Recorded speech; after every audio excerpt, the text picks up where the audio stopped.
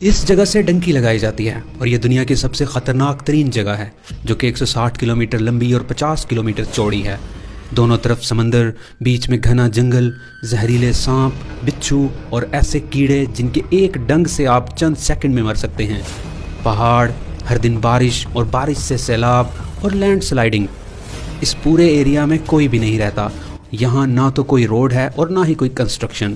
اور یہاں سے پیدل گزرنے کا مطلب موت کو دعوت دینا ہے۔ مگر ایسا کیا ہے کئی لوگوں کی جان جانے کے باوجود بھی یہاں سے پیدل گزرنے والوں کی تعداد بڑھتی ہی جا رہی ہے۔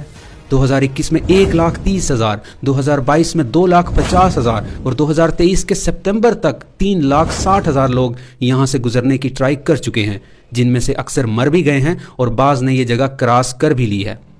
اصل میں اس جگہ کا نام ڈیرین گیپ ہے اور یہ دو ملکوں کولمبیا اور پاناما کے درمیان میں موجود ہے۔ پاناما سے آگے سینٹرل امریکہ، میکسیکو اور پھر USA موجود ہے۔ تو معاملہ کچھ یوں ہے کہ کولمبیا اور اس کے ساتھ وینزویلا، ہیٹی، افریقہ اور ایشیا سے لاکھوں کی تعداد میں لوگ اپنے بہتر روزگار اور بہتر زندگی کے لیے اپنا ملک چھوڑ کر غیر قانونی طور پر امریکہ جانا چاہتے ہیں، کیونکہ قانونی طور پر وہ امریکہ کے ویزے کی ریکوائرمنٹس پوری نہیں کر پاتے، اسی لیے وہ غیر قانونی طریقہ جس کو ڈنکی کہا جاتا ہے کا استعمال کرتے ہیں۔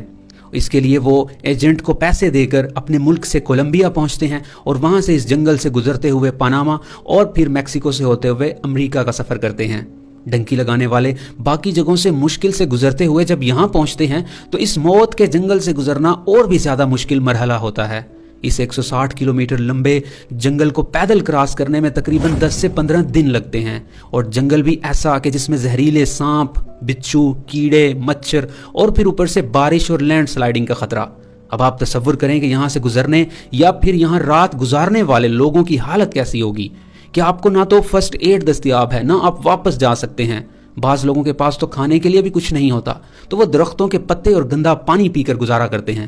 موت کا خطرہ ہر وقت ان کے سر پر لٹک رہا ہوتا ہے، مگر مجبوراً اپنی بھوک مٹانے اور بہتر زندگی یا اپنے گھر والوں کے لیے کرنا پڑتا ہے،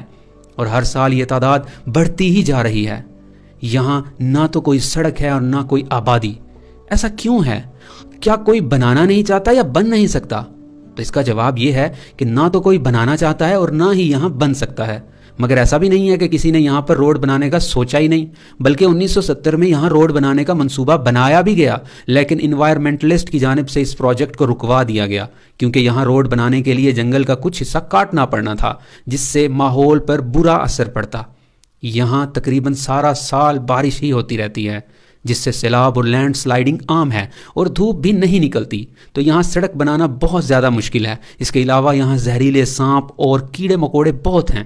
جو چند سیکنڈ میں انسان کی جان لے سکتے ہیں، اور اس سب کو اگر ہم کور کر بھی لیں تو بھی ایک اور وجہ یہ ہے کہ کولمبیا اپنے ڈرگز کی وجہ سے دنیا میں بدنام ہے۔ اگر یہاں روڈ بن بھی گئی تو اگلا خطرہ یہ ہے کہ ان ڈرگز کو سمگل کر کے پھر اس راستے کے ذریعے سے پاناما اور میکسیکو سے ہوتی ہوئی USA تک پہنچ جائیں گی، جو کہ USA نہیں چاہتا۔ اس کے علاوہ کولمبیا کی امریکہ کے ساتھ کچھ خاص نہیں بنتی، مگر امریکہ کی پاناما کے ساتھ کافی بنتی ہے۔ اس کی وجہ یہ ہے کہ پہلے پاناما کولمبیا کا ہی حصہ تھا، مگر اس ڈیرین گیپ کی وجہ سے کولمبیا پاناما پر ڈائریکٹ کنٹرول نہیں کر سکتا تھا، جس وجہ سے پاناما کے لوگوں نے اپنے لیے ایک الگ کنٹری کی تحریک شروع کر دی، جس میں امریکہ نے پاناما کا ساتھ دیا، کیونکہ امریکہ کو اپنی ٹریڈ کے لیے پہلے بہت لمبا سفر سمندر میں ایک طرف سے دوسری طرف جانے کے لیے کرنا پڑتا تھا، مگر پاناما کے ساتھ دینے سے اس کو پاناما کینال سے ایک شارٹ کٹ راستہ دوسری طرف پہنچنے کے لیے مل سکتا تھا۔